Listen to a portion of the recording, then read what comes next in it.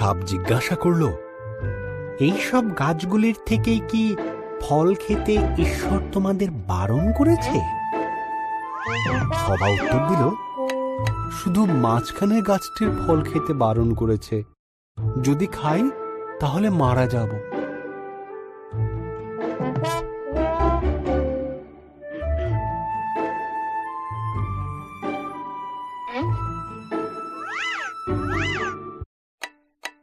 সাপ বলল, তুমি মারা যাবে না। ঈশ্বরের ওই গাছ থেকে ফল খেতে না দেওয়ার পেছনে বিশেষ কারণ আছে। যদি তুমি খাও তবে তার মতন হয়ে যাবে। তিনি যা জানেন তা তুমিও সব জানতে পারবে। হবা ফলটি খেল। সে তার সঙ্গে আদমকে কিছুটা ফল খেতে দিল।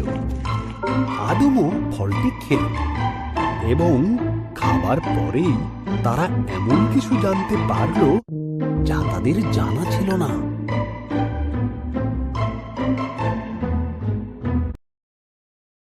একটি বিষয় তারা জানতে পারল যে তারা উলঙ্গ ছিল। তারা পাতার বস্ত্র তৈরি করে নিজেদের লজ্জা ঢাকল।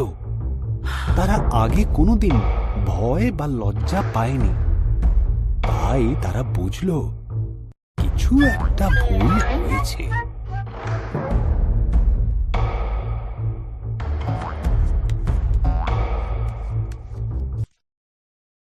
ঈশ্বর ডাকলেন, আদম, হবা। আদম উত্তর দিল, আমরা লুকিয়ে আছি, আমরা উলঙ্গ। ঈশ্বর দীর্ঘশ্বাস ফেলে বললেন, তোমরা ওই গাছের থেকে ফল খেয়েছ, তাই তোমরা জানো। তখন আদম হবাকে দোষ দিল, আর হবা সাপকে দোষ দিল।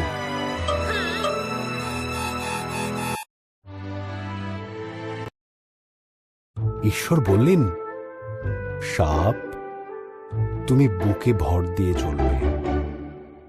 এক নারীর পুত্র সন্তান তোমাকে পরাজিত করবে। হবা, তুমি কষ্টের সাথে সন্তানের জন্ম দেবে। আদম, তোমাকে খাবার সংগ্রহের জন্য অনেক কষ্ট করতে হবে।